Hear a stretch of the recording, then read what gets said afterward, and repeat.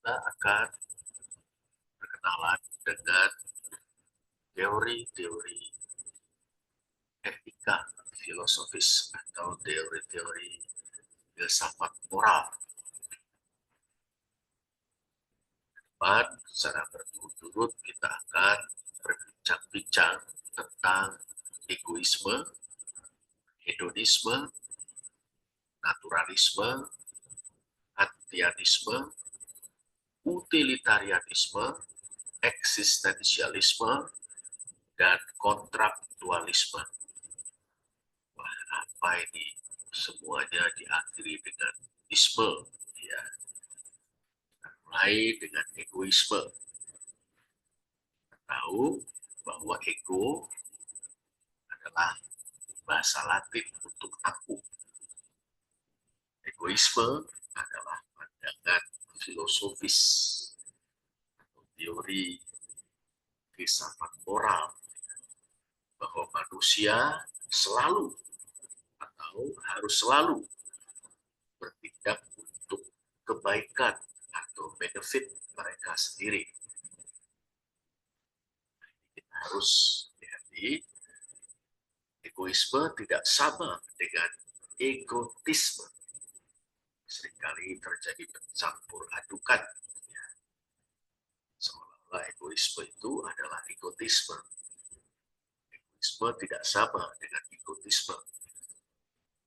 Egoisme adalah self-importance atau self-centeredness. Penekanan yang berlebihan pada harga diri. Aku yang terpenting, aku yang paling penting. Atau keterpusatan pada diri sendiri. Istilah populernya adalah EGP. Emang gue pikirin.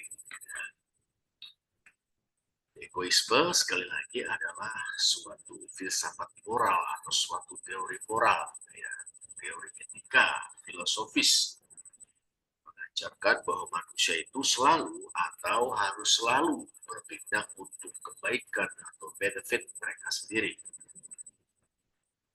Ada dua tipe egoisme, yaitu egoisme individual dan egoisme universal.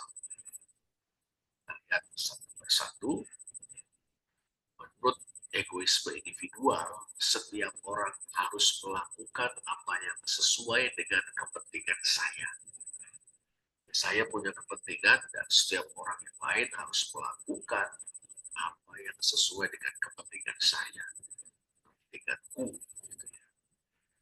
Egoisme ini punya problem, tidak bisa diuniversalkan. Karena membuat individu partikular, individu tertentu, sebutlah saya, menjadi rujukan yang esensial. Mungkin tiap-tiap orang yang lain itu berbuat sesuatu sesuai dengan kepentingan saya.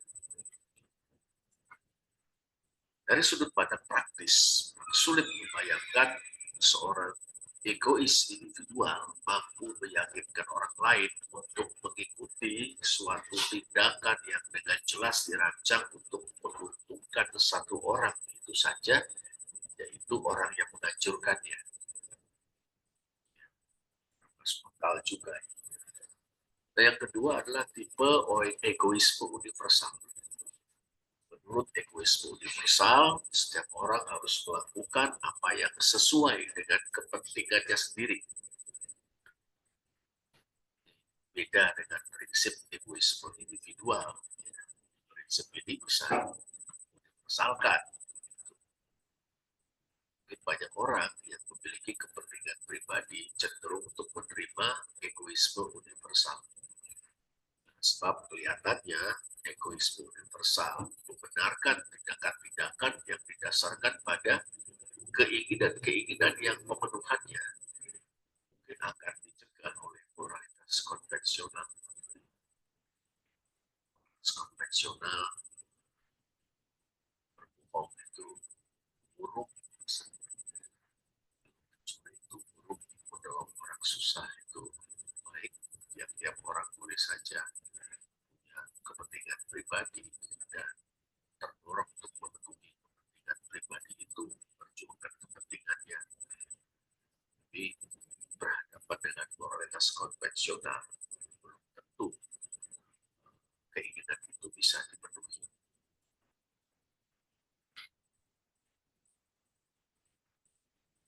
Memang banyak teori etika, berbagai teori etika memiliki bias egois, misalnya hedonisme dari kuno yang mengajarkan bahwa setiap orang itu hendaknya mencari kebahagiaan terbesarnya sendiri.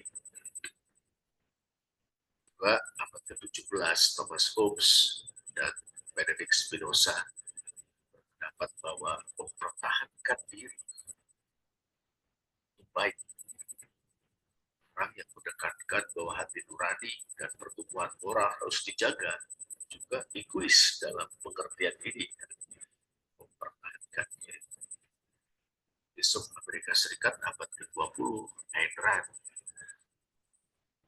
tentang egoisme dalam novelnya Atlas Shrugged dan kumpulan esainya The Virtue of Selfishness. Dapat masyarakat akan beroleh manfaat yang besar dari tingkah laku yang mengedepankan kepentingan pribadi yang tidak terbelenggu.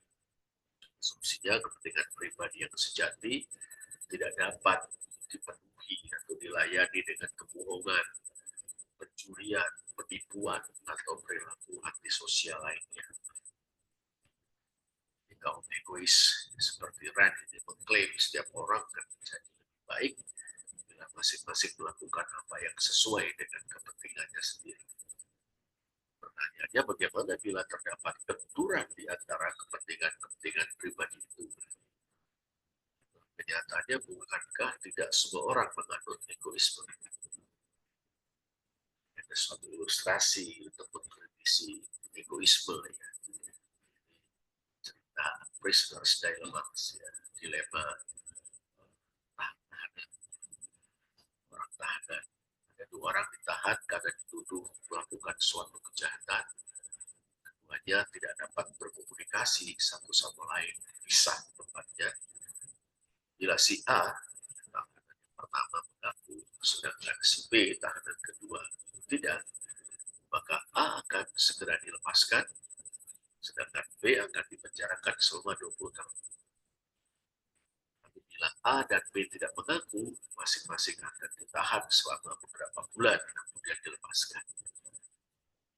A dan B mengaku, masing-masing akan dipenjara selama 15 tahun. Jadi, bagaimana bisa teori egoisme itu diterapkan? Ya, menarik sekali.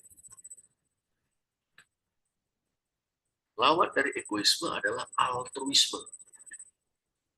Mengajarkan bahwa seseorang individu seharusnya mengambil tindakan-tindakan yang memiliki konsekuensi terbaik bagi setiap orang, kecuali dirinya sendiri. Individu memiliki kewajiban moral untuk menolong, untuk melayani, untuk menguntungkan orang lain, bahkan bila perlu dengan mengorbankan kepentingannya sendiri. Jadi altruisme dalam hitung atau semboyannya Albus Count, live for others, hidup untuk orang lain. Dalam patah Jawa, sepi ing pabrik, rame gawe. Ini perkenalan kita dengan egoisme, soal-soal latihan yang kiranya menolong kita. Kekuatan dan kelemahan egoisme.